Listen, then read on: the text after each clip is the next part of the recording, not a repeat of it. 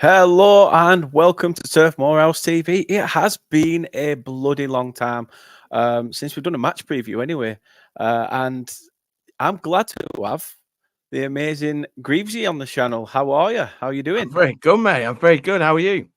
I'm smashing. I'm happy now. I'm happy. It feels weird. I feel like, you know what, even though you've done it before, you come back to it and you still feel like, this is like, why does it feel brand new again? A Yeah, bit like when you used to have a week off from school and you go back and you're just like, I don't remember why I'm here. you can't remember how to write, can you? That's the thing. Uh, Mate, I still struggle to work out which is my left and my right, so don't worry about it. No, Yeah, definitely. thanks for coming on. Oh, Really, pleasure, mate. really appreciate it.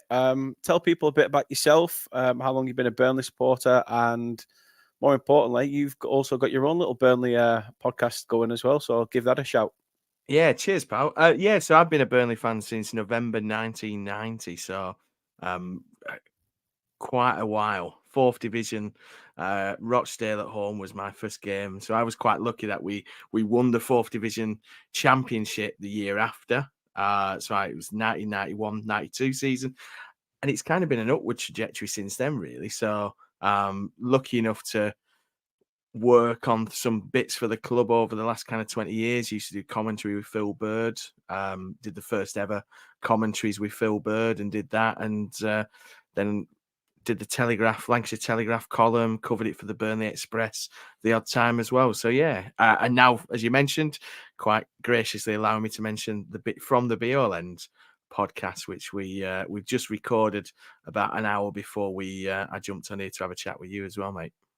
No, really appreciate it. The links, however, for everybody to the From the Be All End Twitter, or X, whatever you want to call it, is in the description of this. And also the pod link is in the description of the video as well if you are watching on YouTube. So please do go check them out because Greaves, Chris, and all the other lads really do put their heart and soul into it. So please go show your support. I mean, I can't remember what I was going to say. I did have something in my mind, but just me. I'm sure. Honestly, I'm not pregnant. I'm just fat, but I think I've got baby brain. Um, It's that but kind it's of just New Year fog, isn't it? We were talking before we oh came on yeah, air about your mum's next door neighbour giving you moonshine. I think it's probably still that, mate. You're probably still it trying to probably recover is. from that, aren't you? Probably is when everyone's like, "Have you not slept?" And I'm still at work going, "No, I'm fine." And like, your eyes are twitching. I'm like, "No, mate, I'm fine. I'm good." But not. I'll tell you what. We'll start off then. Your summary of the season so far. Obviously, there was a lot of expectation put on us. Maybe a little bit too much, not something that we're actually familiarized with when we've always been the underdog. In fact, Mm. I think Alan Pace said it recently. He wants to be everybody's favorite underdog. But since company came in, we've not been looked at under that tag. We've sort of been expecting to be something that we haven't. I mean, how have you seen it? Yeah, I mean, it was difficult. I think I fell into the same trap as a lot of other people in that I thought we would be comfortable this year. Um, I also, well, the caveat to that is I also thought that we would get the likes of Harwood, Bellis, Matson, Teller, things like that. So I think, not getting them has contributed. I think, and we can't be certain because none of them were really proven at Premier League level, it has to be said. Um, but I think that played a part. So, two things really, I think for me, it's been a tough slog, hasn't it? Let's be honest. Nobody can Yeah, say otherwise. We're second bottom, we're 4 points off safety. We've not won very many games. We've not even drawn very many games. But I have 100% faith in the plan that Vinny is putting together. And I have a lot of faith in his absolute devotion to that plan because I think that kind of pursuit of what he wants to do will, when it comes good, I think we're already seeing signs of it, will see us reap the benefits. There's no doubt about it. I think we absolutely will see a lot of benefits. So it's that difficult balance of I think the only thing that will stop us staying up now will be that we run out of games because I genuinely think we'll get many more points in the second half of the season than we did in the first. The performances bar Everton perhaps recently have all been on an upward trajectory, even though we've fallen to defeat at Villa, very unfair as we were discussing before we came on. Liverpool, you know, in all of them games, there's enough to suggest that the plan with a little bit more time will be fully realised. It's just whether you run out of games and whether the pragmatic approach would have been to be less revolutionary, more evolutionary in them first few games and try and get a solid base of the odd draw, you know, a draw against United, perhaps. Chelsea were pretty poor until we started kind of allowing them to get into a game. Yeah, definitely.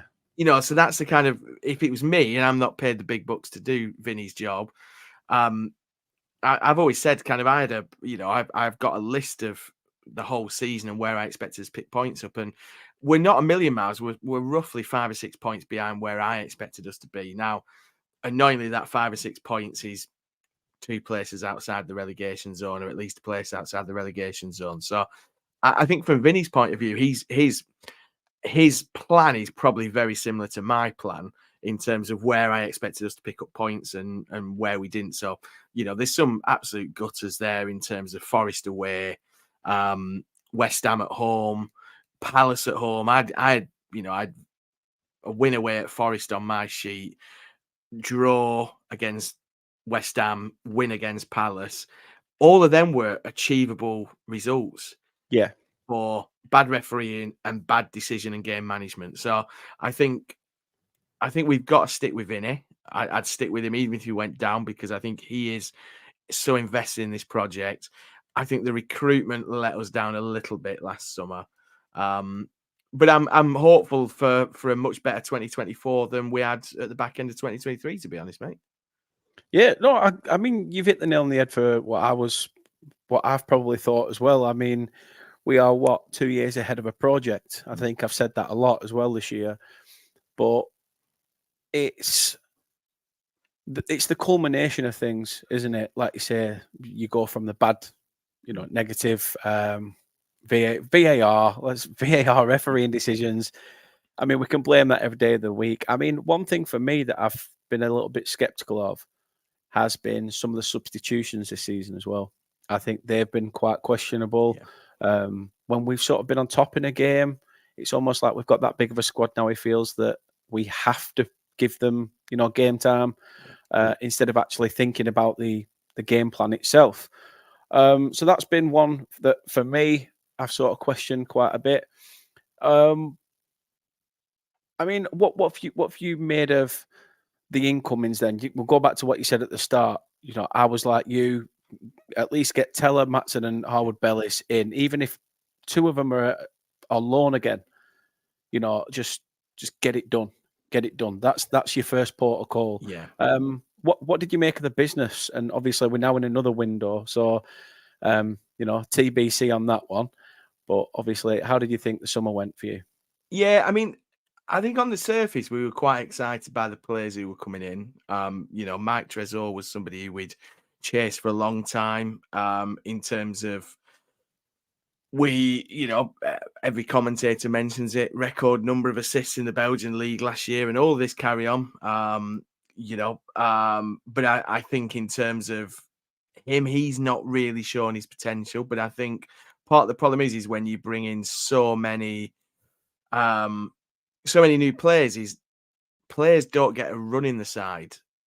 I think in terms of the players who have had a run, Koleosho, now Odegaard, Berger, we're starting to see them players. They come up to the standard that's needed, etc., etc. Amdouni's a bit of a funny one. I love Amdouni. I think Amdouni's just incredible Phenomenal. as a player.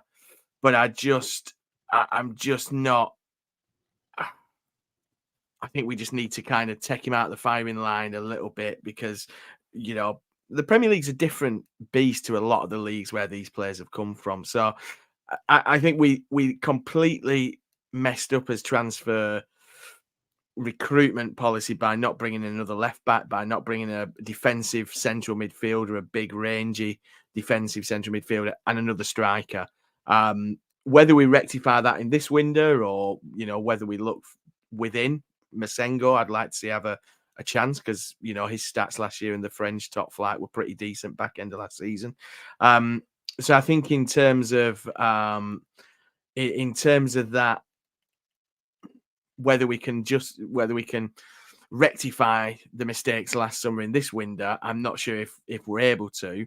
But Company's a smart enough guy. You know what I mean? He knows what he's doing. It took him a bit to get going at Anderlecht, because I think he's kind of fiercely stubborn, and he has this kind of pursuit of excellence, which I'm all for. I think the club released one of these little videos that I take the piss out of. The little kind of all focus on Luton. I just think, well, we kind of expect you to be focused on Luton. But that video where Company's talking about, I'm obsessed with the artistic nature, and that's me. I think you should be like that. I think that's what I've always tried to do in kind of my field. Is I've always been obsessed with making sure that you get the basics right, and you don't leave any stone unturned. You control the controllables. All the best managers do that. Ferguson, Mourinho, Guardiola. So we're very lucky to have Vincent. We're very lucky that he is so single-minded. I'll be honest, when we when I was going on the turf and coming off again, and we'd got spanked again at home, you kind of think, Jesus, this is, how much can I take of this kind of thing? But things are getting better, and I'm fully confident we're going to have a brilliant second half of the season, and we're going to put a run together. Like I say, it's whether we just run out of games or not. Yeah, I mean, there's a lot of questions over, well, quite a few clubs at the minute. Are Everton going to get a deeper points deduction? Wolves have now been thrown into that equation alongside Forest, while the City stuff is still pretty much quiet and in the background.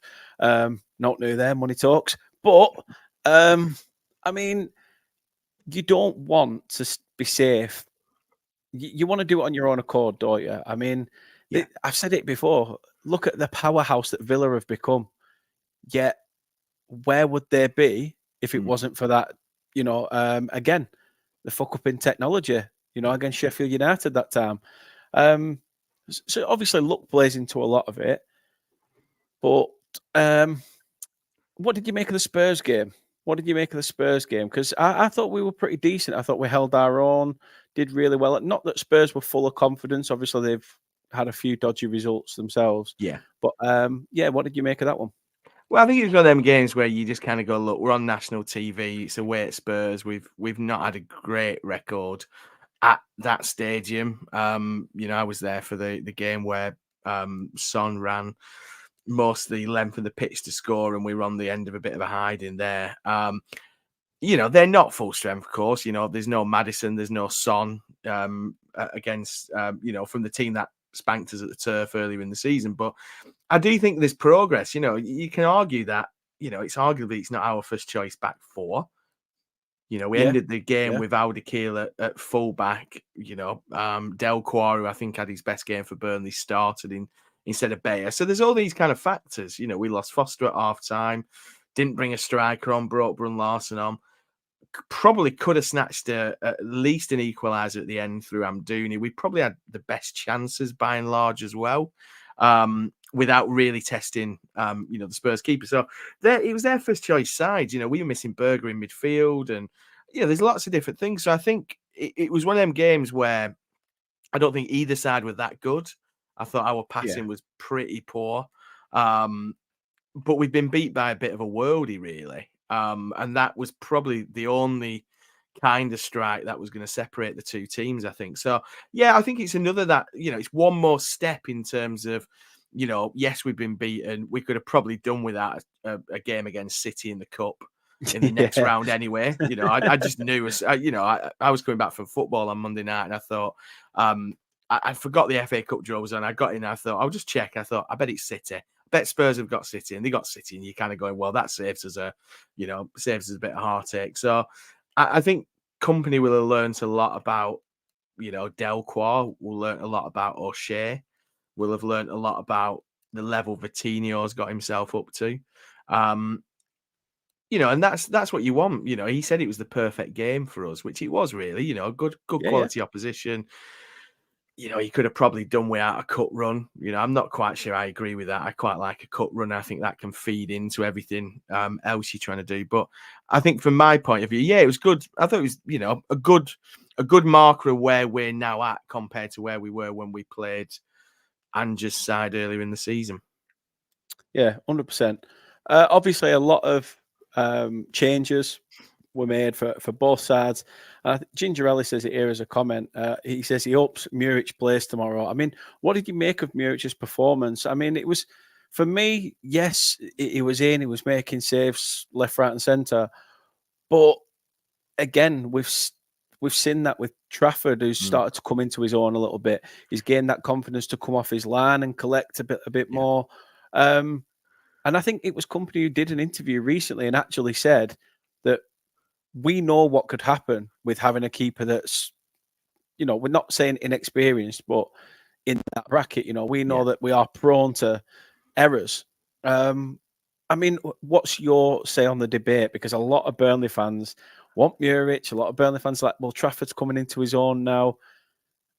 How do you see that? It's a difficult one because I was firmly in the right. Let's stop messing about now. Let's get Muric back in. You've proved your point. He's going to be a good goalkeeper. He's not ready yet. We're keeping him because he's cost us 19 million quid, etc., etc. The two things about Muric from the Spurs game. I mean, the one thing you could hear on the TV was his shouts of keepers quite a bit. So very commanding, a bit more commanding than Trafford. And I think the way he distributes the ball and the way he, sometimes his starting position, everything's a bit quicker coming out from the back. And I think part of the problem with playing out from the back is I just don't think we're very good at it in the Premier League, because the Premier League is a different kettle of fish to the Championship, as we all know. But I think it's the speed at which you try and play out from the back. And I think Muric's made a couple of mistakes, and Ali McCoist and whoever was doing the commentary, Clive Tilsley, I think it was, made the point that, when Aaron Ramsey got caught in possession facing his own goal on the edge of the 18-yard box, that's Muric's fault, because Muric can see that there's three players around him, just hit it long. So Muric didn't weigh out his faults, but I think, and I think Trafford's turned into a fantastic goalkeeper. Simon on our podcast was saying, when the Wolves keeper pulled off a couple of good saves when we got beat at Molineux, it'd be nice if Trafford started pulling off some of these kind of saves you wouldn't expect him to. And I actually think since then, that's exactly what he's done. He's pulled off some brilliant saves. I think his distribution's getting better. I think his overall command of his defence is still quite a way behind Muric. And I'll be honest, against Luton, who are kind of a bit more physical, a bit more direct, I would probably be more comfortable with Muric in goal. But I mean, a blind man on a galloping horse can see that it's going to be James Trafford tomorrow, barring illness or injury, of course. But I think again, Trafford is almost that evidence of, if you single-mindedly stick to the project, you will bring these players up to the standard that's required.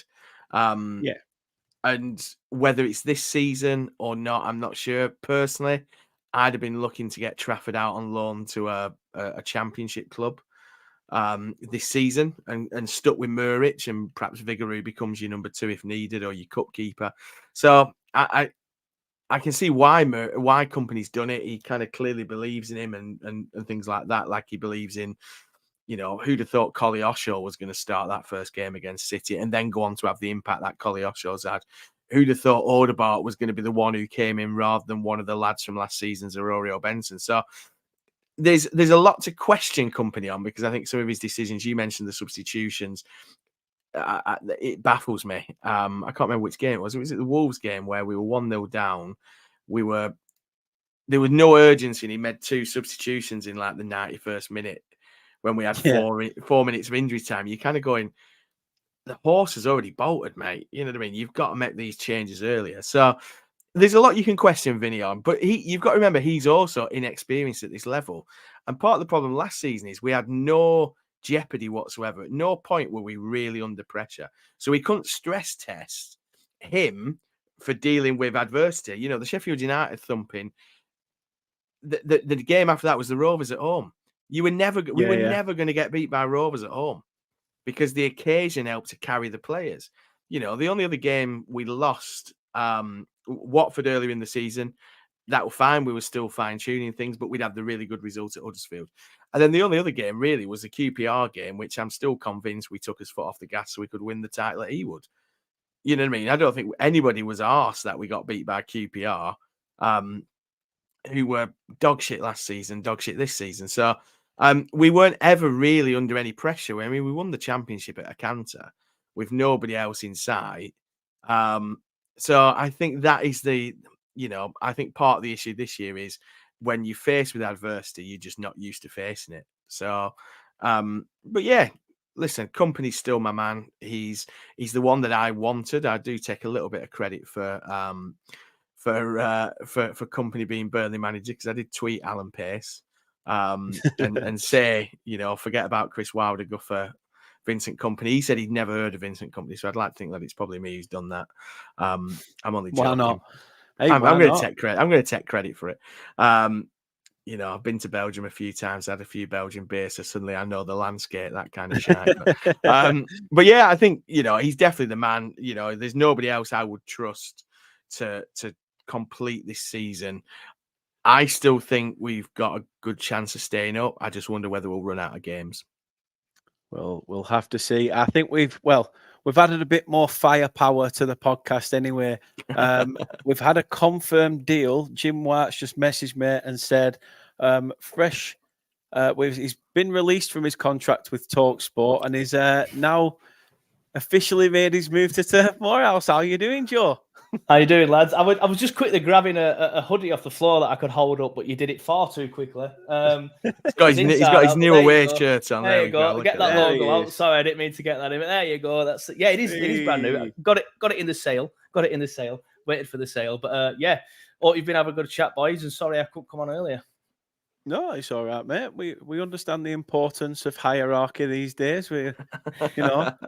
It wasn't live if you want to hear it. I think it'll be on the sports bar with Cundy and Jamie O'Hara. I don't know what time. That tends to be like 11 till 2 a.m. though. So if anyone's that way inclined, feel free to stay up and listen.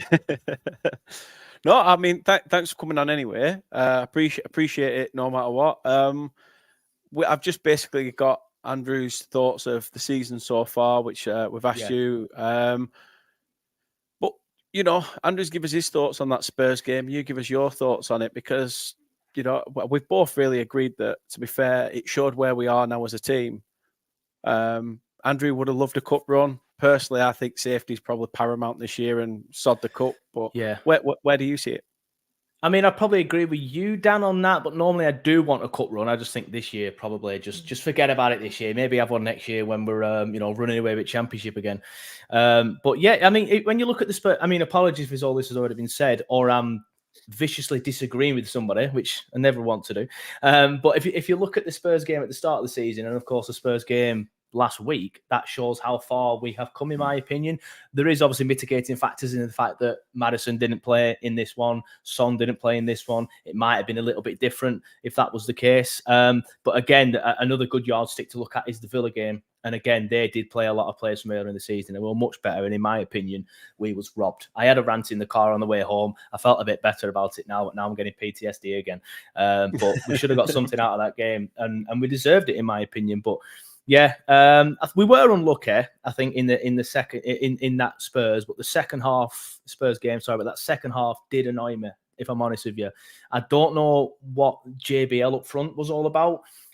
Fair enough, it's an experiment, and if you're going to do it in that game rather than in a league match. Fair enough. But Jay were there on the bench, ready and waiting. Like, let's not be experimenting here. Experiment in training, experiment in friendlies at the start of the season or something. Like, why are you doing it now? Well, that second half, we were non-existent apart from that chance right at the end, which would be harsh to criticise Anduni for missing, because it just came at him really fast. But the one I will criticise him for is the one in the first half, where he should have done better. He's got himself tangled up in knots. And I do worry about Zeki Amdouni's finishing. I mean, at the start of the season, he was scoring some decent goals. Obviously, the one against Forest. I can't remember if it was in the Cup or in the league.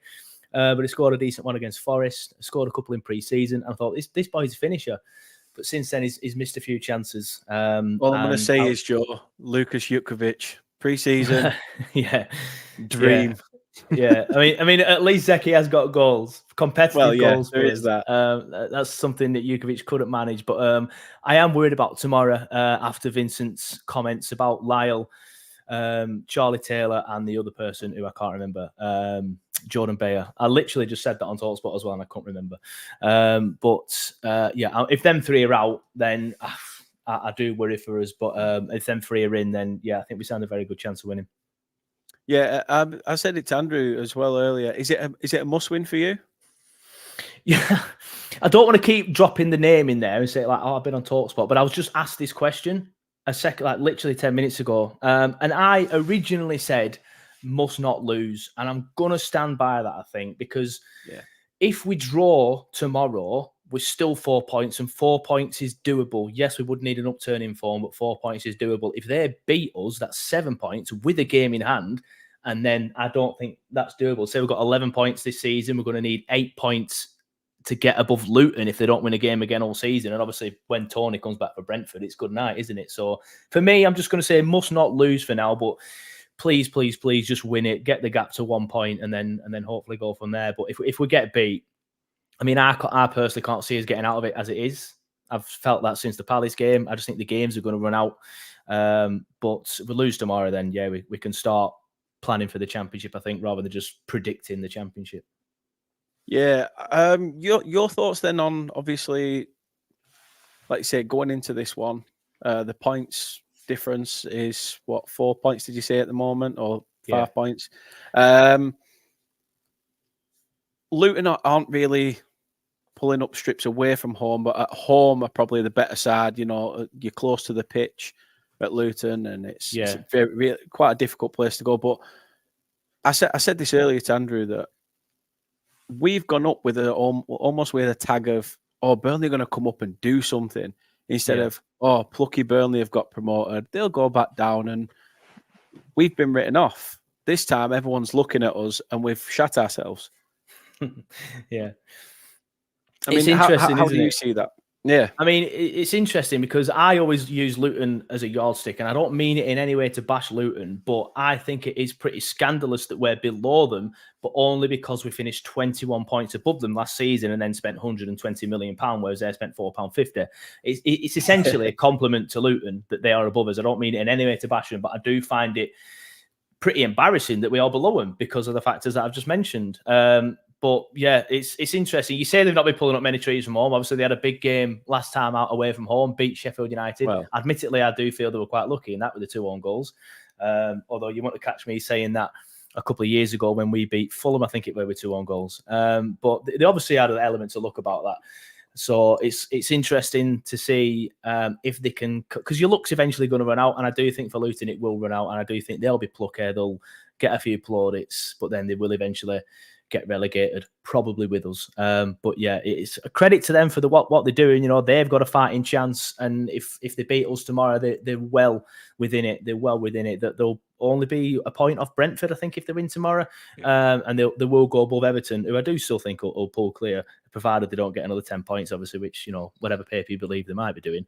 But yeah, interesting. And like I said, full credit to Luton for what they've done, but I do find it pretty embarrassing that we are actually below them. No, that's a fair point. I mean, I was looking at some stats earlier that we're hosting Luton in a top flight match for the first time since 1975 when we won 1-0, thanks to a Billy Ingham strike. What a ginger afro that was. I'm jealous.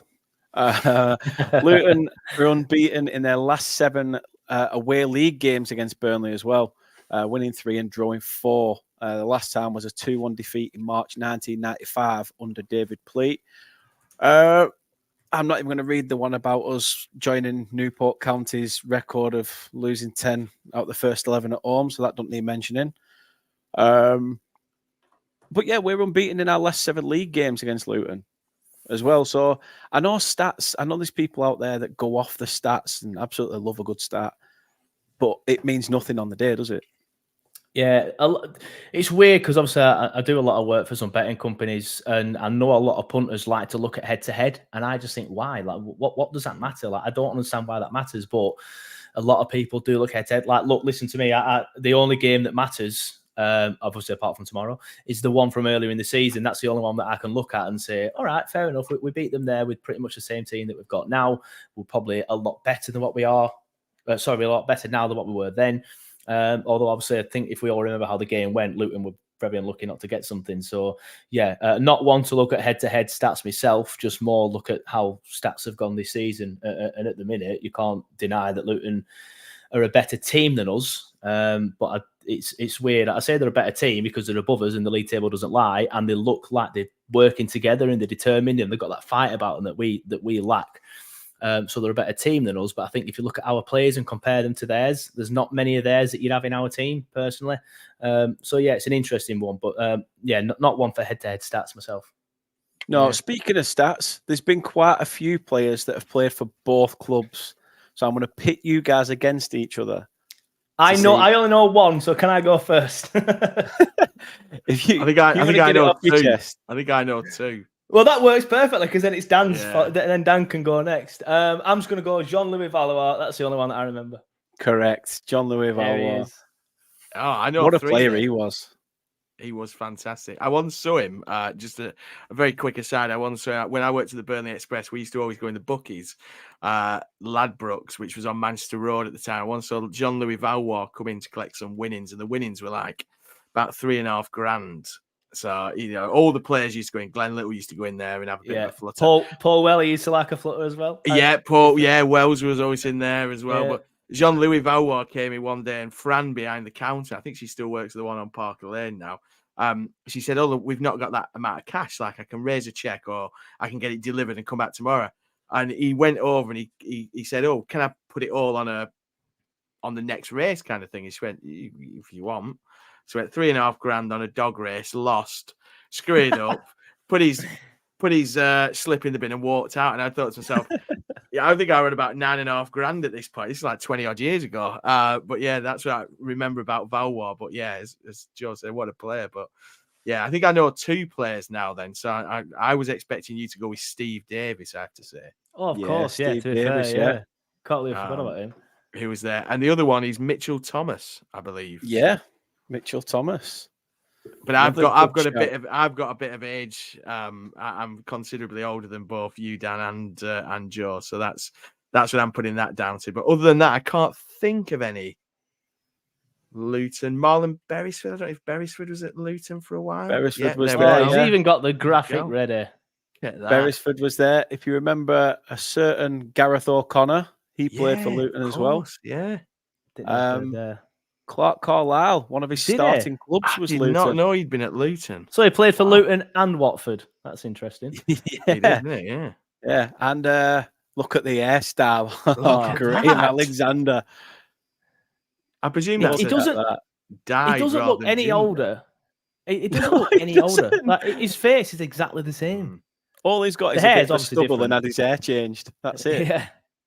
He's got his boy band there, and in the Burnley shirt there, the kind of spikes and the boy band cut. But I'd forgot that Graham Alexander had played for Luton, I have to say. Yeah. No, there's been a few. Like you said, Steve Davis was one as well. Jerry Harrison played for both. Of course, yeah. Jezza. Paul McVeigh, who we had on loan from Norwich, was another one. Yeah, instantly forgettable. Steve Thompson. Josh McCoy, who we got on loan from Bournemouth. Again, forgettable. Steve Thompson. Interesting story about Steve Thompson. I went to Goalthorpe High School, and me and my mate used to buy hooky football shirts off him from the training ground. Late 90s, I had a River Plate shirt from Steve Thompson out the back of his Mercedes. He used to sell kind of hooky Adidas gear to the Burnley players, and we as school kids used to go down for autographs. And I remember paying 15 quid for a River Plate shirt out the back of Steve Thompson's motor. Can I just butt in, by the way, boys, and bring some breaking news according to David Ornstein?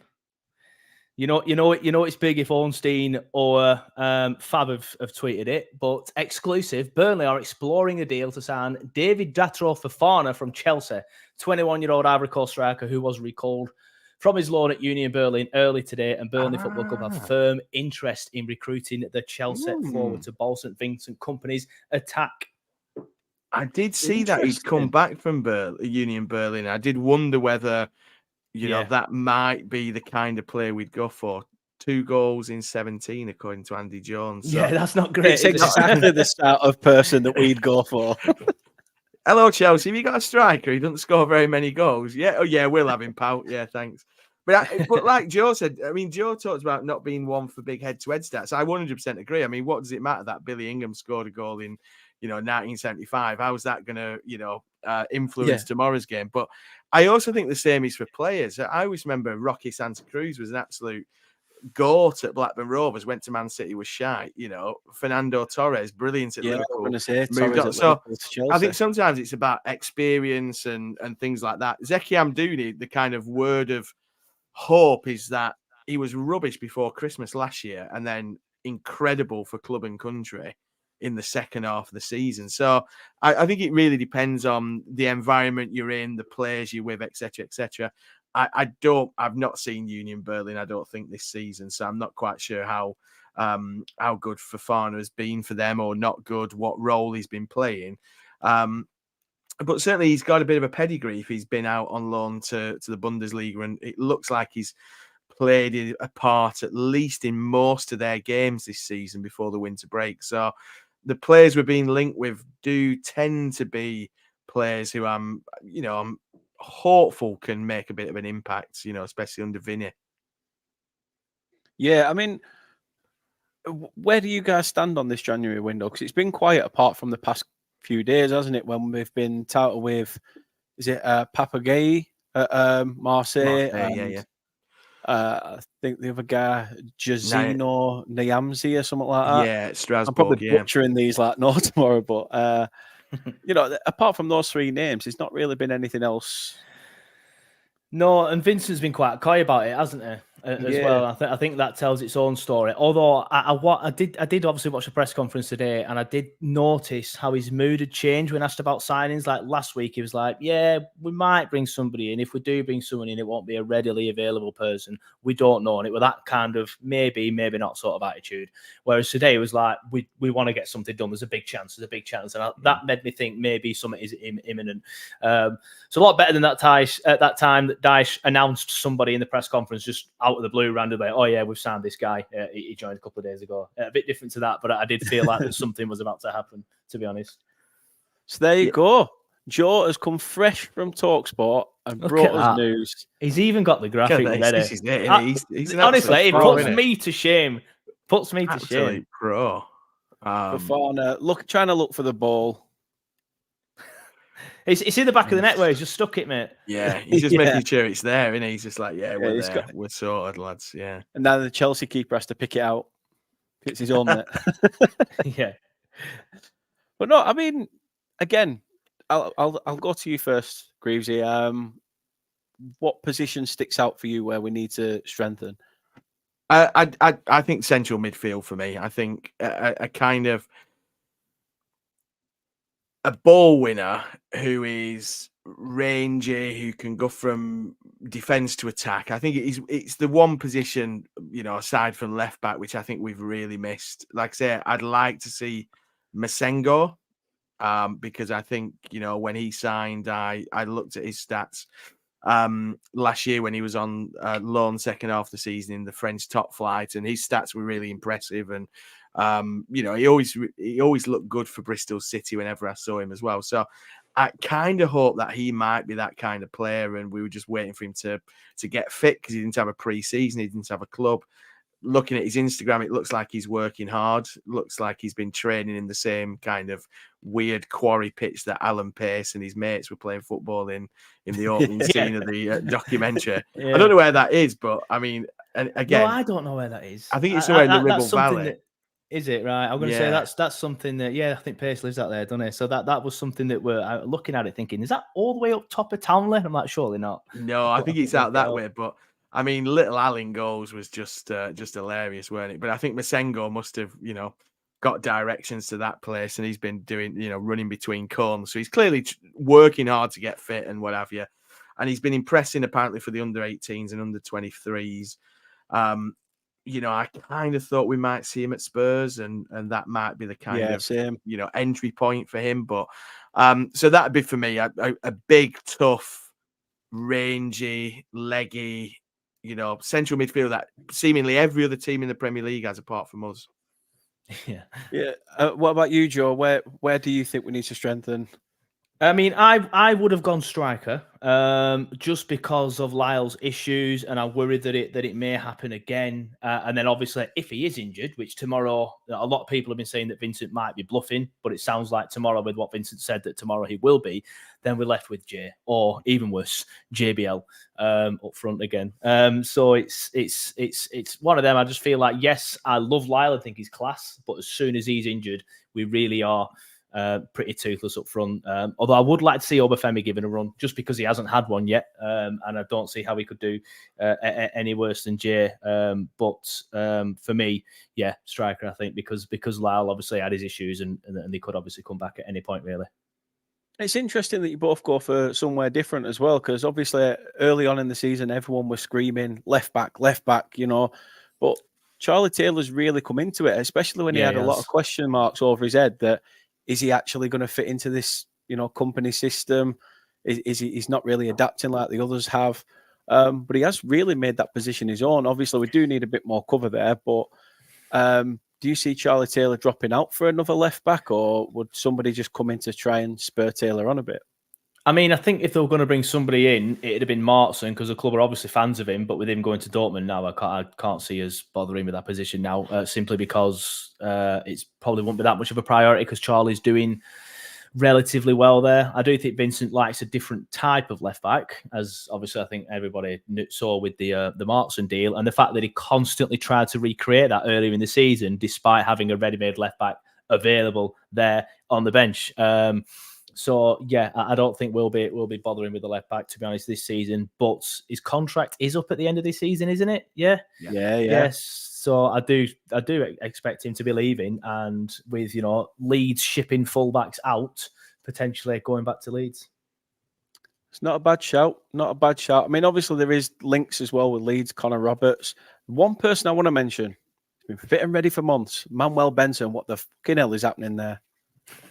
I think Vincent's just decided that he don't think he's robust enough, and it's slightly odd, him and Zaroury. There was kind of a slightly weird bit in the press conference the last week, I think it was, where he says, Anas's situation is different, and we're having different conversations with them two. Now, there has been some rumored question marks over Zaroury's application, shall we say, in training, and apparently, reading certain bits and talking to a couple of people, there's fairly frequent visits to the physio for minor issues, which is a slight kind of slight worry.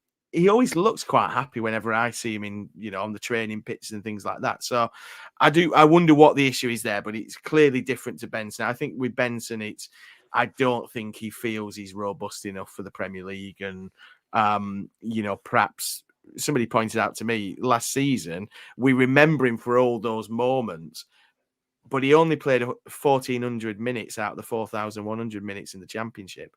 So he wasn't a huge part of that. He was an impact player. And actually, when he started, I sat in the James Hargreaves stand, and how many first halves I forget about him going for a run and then the ball going down the other end and things like that. So I think with Benson, I think, sadly for me, because I think he's probably been, of the kind of 30 odd years I've been watching, one of the most exciting players to watch.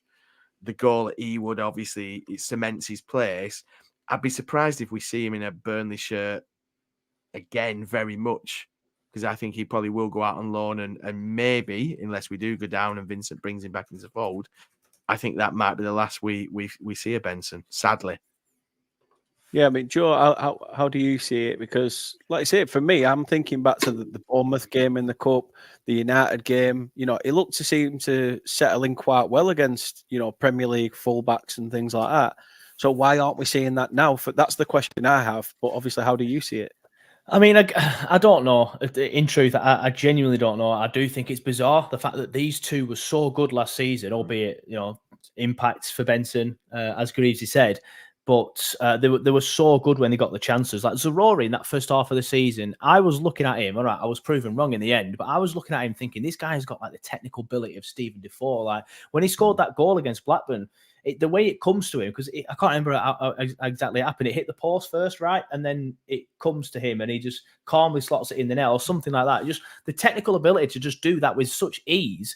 he was class. And I don't understand why Vincent just decided to. And it's the same with the rest of the team. Like, obviously, I don't know how much you guys said earlier in the podcast, but it's the same with the rest of the team. The fact that we had a settled side last season and then decided to completely rip it up and start again. Like, yeah, fair enough. Add to the squad, bring 2 or 3 players in. But the fact that we completely ripped it up at the back, on the wings, in the middle, to me, just was bizarre. And it's Benson and Zaroury thing is bizarre. I think Greaves is probably right with the not robust enough thing. I do think Benson does need to be a bit stronger and needs to be a bit harder in the tackle. Because he made a comment last season as well, didn't he? Like, we're going in hard on him in training to try and toughen him up a bit. So there obviously is something there that Vincent doesn't like about that. And with Zaroury, obviously, I think, did he start against City at the start of the season or come off the bench? He came off the bench, but then obviously got sent off, which because he got didn't card, help his didn't it? cause. And I do feel like that maybe made Vincent think, like, come on, mate, you can't be doing that. And I'm not sure if that made him a bit annoyed with that, and he's just really not had a sniff since, unfortunately. Yeah, I think it's one of them. I think I would have loved, and we mentioned it briefly, Joe, earlier, that kind of revolution rather than evolution. What it needed is, bring all these players in, but bed them in. There's no need to put Koleosho in against Man City. I think everyone was, when the team news comes in and we're stood in the pub, you're going, this is wild. I mean, this is wild. I mean, this lad's played 72 minutes of La Liga football. We signed him for €3 million and we expect him to be kind of a development player. Yet he's starting and you've got Zaroury sat on the bench. You're thinking, come on. Part of the problem now with Zaroury, of course, is him and Odegaard are both effective on the left wing and less effective on the right wing. And Vincent clearly favours Odegaard. But I remember kind of like in the summer, I was like terrified that Borussia Dortmund or Juventus or all these clubs were lining up, AC Milan to sign Benson and Zaroury, and we couldn't see a future without them. Yeah. And then Vincent has other ideas on day one when we don't. Benson's not even in the squad and Zaroury's on the bench, and you just think that's a question we've all asked as well, isn't it? That the season we get promoted again goes back to what Joe said, that the team was completely ripped up, and it was a case of that team. Thanks for getting us promoted, but you're no longer needed. I'm bringing in a completely new 11 now. Cheers, boys. And it's a bit shit because you're thinking, look at again. No disrespect to Luton, but they've come up. Okay, they've barely spent all, but I know what we're trying to do. The bigger picture is we are trying to find that, eventually the good times will come. But there's a lot of players you've got to mix that though, haven't you? You've got to mix that with experience. You can't just expect it all to, let's just stick an under-21 squad together and hope that in 2 to 3 years' time we're going to be successful. By that time, you're in the doldrums of Division 2. Exactly. And we all know the model is bring in the young players, bed them in, give them experience, sell them on. Like, I was doing that on Football Manager 97. Like, it's obviously a way to work and bring money in. But with the Trafford thing, with even the wingers, like, yes, we've probably been proven wrong with the likes of Koleosho and Odegaard because they are actually class. Trafford's getting better, but it's taken a while to get to that stage. Like, I would have expected all 3 of them, maybe not Odegaard because the amount of money we spent on him, but at least Koleosho and Trafford, even though we did spend more on Trafford, but just because of his age, really, to go out on loan and get experience maybe in the Championship or maybe abroad, and then come in and then start them next year either in the Championship or in the Prem. So I think a lot of that for me has been a bit of a learning curve, and even the Townsend thing. Like, I know there was a lot of stuff about his medical and his knee, but Luton obviously looked at that. They would have seen the same knee that we saw and thought, tell you what, it would be a risk if we sign him, but let's give him a pay-as-you-play. Now, I'm not one for bashing the owners too much, but did the owners know that pay-as-you-play was even an option?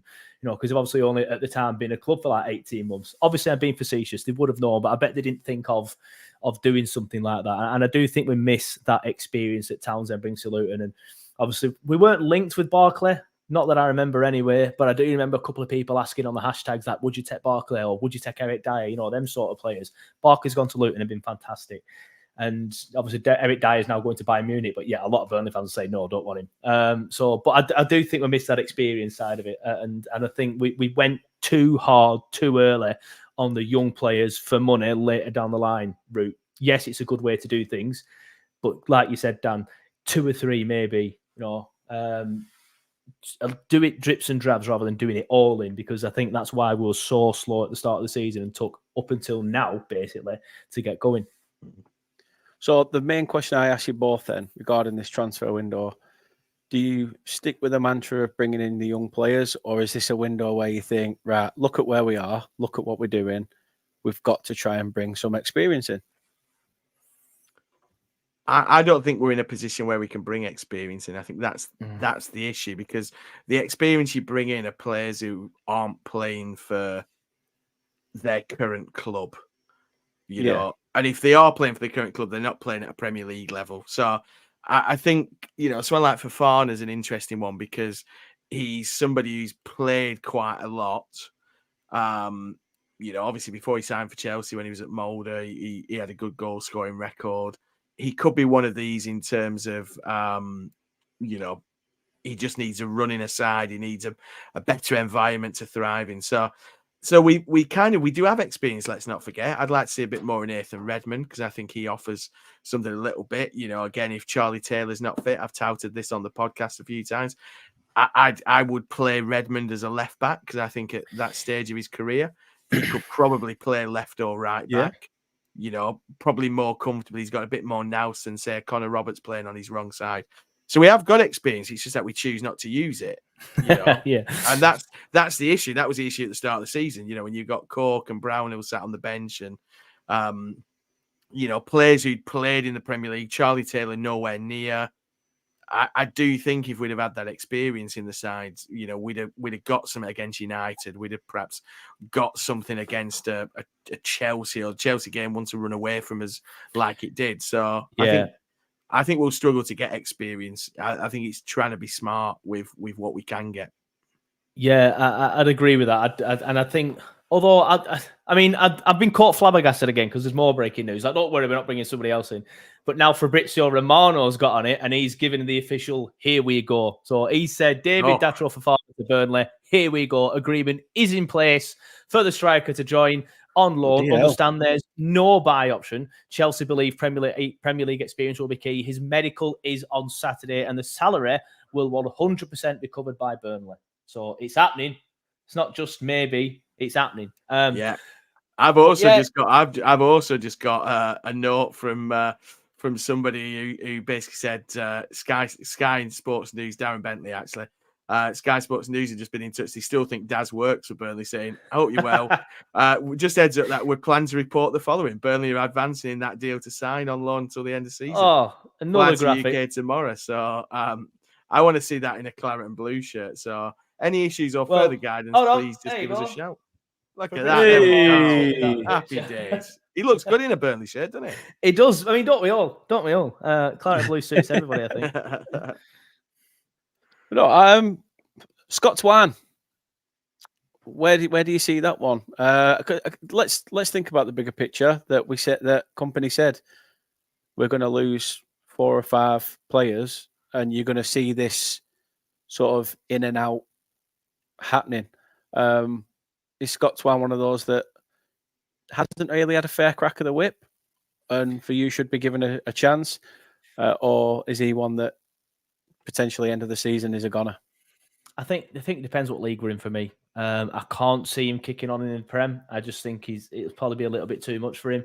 Maybe later in his career, but he's another one I think is probably a little bit too lightweight, and I think that was seen pretty much by everyone at the club, even last season. That's why he was sent out on loan straight away without even giving the chance. But I think if we go down again, you know, he played a crucial part last season. Like, obviously, he wasn't a starter every single week, but he came off the bench and got a couple of important goals, a couple of decent set pieces. So if we go down, I'd keep him for next season, and then maybe when we go up, sell him, make a profit if we've still got enough time left on his contract. But I think we can see why with Twine, why he hasn't been given Premier League experience yet, if I'm honest. No, same with you, Greavesy? Yeah, I think he's a great player. I think he's superb. He's, you know, clearly a set piece specialist as well, and he'll have a good career. And you know, he's another one I don't expect to see him in a Burnley shirt again. I think if he does well at Hull, then maybe Hull will fancy him. I can't remember how much we paid for him, but he was one of those players who we didn't pay the earth for. So, you know, if you break even or turn a bit of a profit on that, then it's part of the, you know, part of the plan, I guess, isn't it? That's what AOK will tell you. Yeah, I mean, going into this game, then obviously there's not going to be any new signings that are available to play. How do you see us setting up against Luton's sort of counter attack football? Well, it depends who's playing. Depends how many people are in. I think we'll just carry on to doing what we've been doing. I think they're going to go 5 at the back. That's what they've been doing recently, and try and do kind of like the low block style, but like you say, with a counter attack, which without Lyle, even with Lyle, I think we'll struggle to break down. If I'm going to be perfectly honest with you, we do struggle to break teams down that kind of like sit off us. Like we do well against the teams that have a high line, like Villa, for example. That's why we got the 2 goals there, and could have been more than that if it wasn't for the ruler coming out for VAR. So it's interesting. I just think we'll do what we've been doing, like your 4-2-3-1, 4-4-2 sort of thing. And go from there. It's just the personnel issues that worry me, because if Charlie Taylor is out as expected, then are we playing Vitinho right back, Connor Roberts left back, or switching them around? And doing what we did earlier in the season. But Connor has played left back. Can't remember who it was against. I think it may have been Chelsea, and he was absolutely murdered. We've tried Del Claret left back. He was even worse. So without Charlie, that left back position is a worry. But one thing that is a positive for us. Luton's right back and their only right back is currently away on international duty. Now they've had to bring somebody back from Rotherham, recall a loan from Rotherham to stick their right back there. He's going to be up against Wilson Odobert, provided he's not another one who, I don't know. Is that Fred on your Dinmer or something like that? Don't know, and I'm glad I didn't try and pronounce that, mate. But whoever it is, he's just been recalled from Rotherham. So if he's up against Wilson Odobert, then we might get some joy. But obviously, if we don't have a left back, they'll be saying the same thing about that position there. Yeah, I'd agree. I think they are one of them awkward teams that we do seem to struggle to get any kind of rhythm or system against. And, you know, we saw it second half against Everton when Dyche was 2-0 up and just sat back and went, let's allow all the football to happen in front of us. All I want to see is a bit of urgency. I think the biggest killer of our season so far, I think about the Wolves game, I think about Everton, I think about Palace, I think about West Ham, I think about United. They're all games where a little bit more urgency and a little bit more aggression, and that's the one thing Luton have got, is a lot of aggression, and it's got them favourable performances, if not results, against bigger teams by being aggressive. We could have been sat here with several more points on the board, because I think United, we could have got something. West Ham, both their fullbacks were on yellow cards, and Zuma's limping around for about 20 minutes, last 20 minutes of the game, and we just weren't aggressive enough. And it's that kind of tapping about, making it look pretty. And you don't win football matches by having more passes.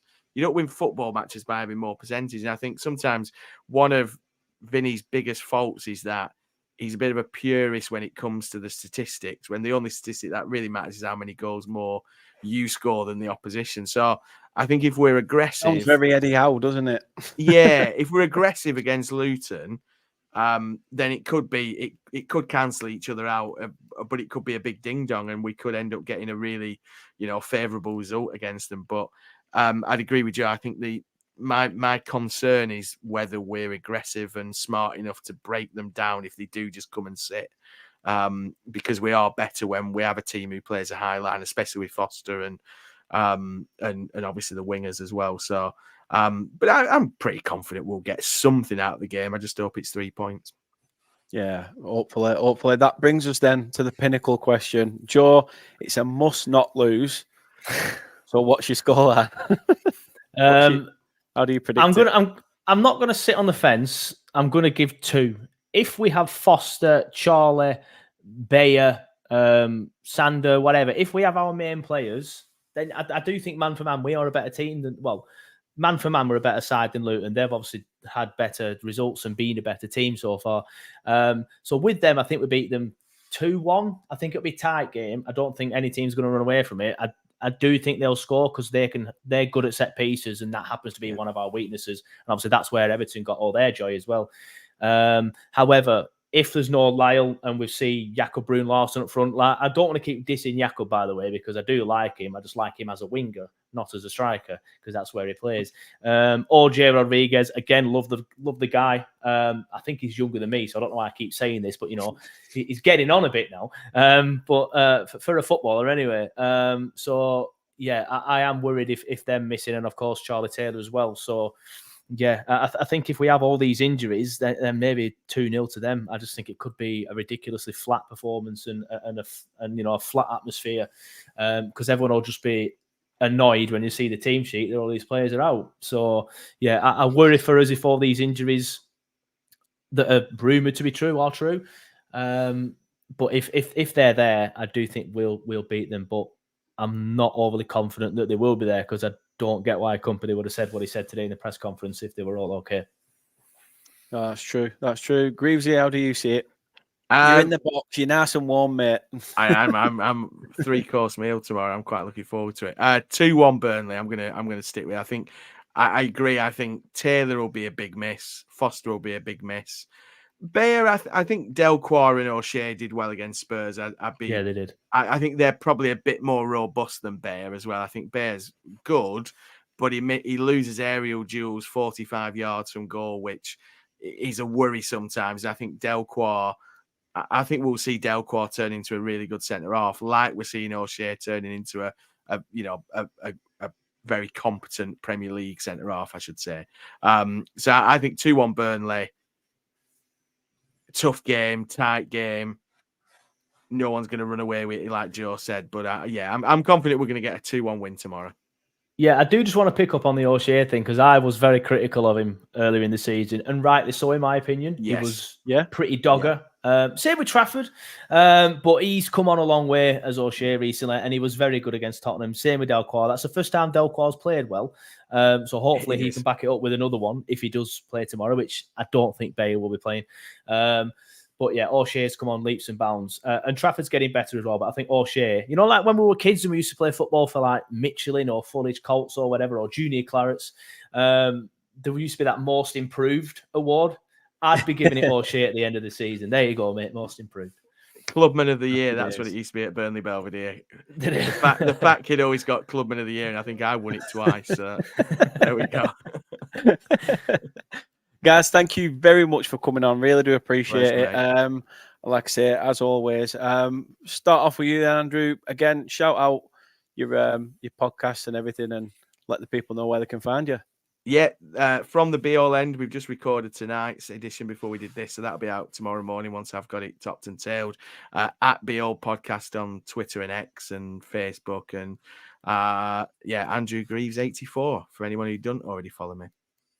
Happy days, happy days. And Joe, yourself, get TURFCAST plug, lad. Yeah, so TURFCAST, just search TURFCAST on all your podcast, YouTube platforms, whatever. On Twitter, on Facebook, on Threads, Instagram, even dabbled in TikTok. Threads were a thing. I don't know if you remember that. But yeah, pretty much everywhere. On YouTube, podcast as well. And also, I'm going to be at the Star tomorrow, the Star pub in Burnley, which is where the old cinema used to be. There's nothing there now, just the pub. But I'm going to be doing some filming with Green King. So if any of you boys want to come down, anyone in the comments, I'm going to be asking people questions. There's a shock. I'm going to be asking people questions and predictions on the game and that sort of thing. And I think there's potentially free beer involved. That might be wrong though, so we'll see. But feel free to come down and I'll be like, do you think Burnley will win tomorrow? Basically like I do on a podcast, but in front of people. It's only around the corner. If I turn up about don't start till 12, I'll get probably half an hour break, about 2:30, 3-ish. That'll be a bit early. I'll just get the itinerary up that the Green King sent me earlier today. I'll just quickly fill by doing this. I'm arriving there at 4:30. So it might be unless you have a later lunch. Ask your bosses for a later lunch. I could. Then you can have a liquid lunch. Yeah. Oh, that'd be great. Come in and then I can soak it all up with some big fat chips and fish. Kind of happy days. Exactly that. Do. But no, thanks very much. Both of you, the links to Twitter channels and the YouTube and pod link for yourselves at Greaves, that's in the description of this video. So people, please do go check them out. But as we know, Monday's game became Friday's game. And tomorrow we take on Luton Town at Turf Moor under the lights. And I'm looking forward to another spectacle. Luckily, I'll be watching it. Somehow I'll be watching it. Luckily, it's not through a Fire Stick anyway after recent events. But until then, thank you very much, everyone, for watching. Take care, and we'll see you soon with another video. Cheers.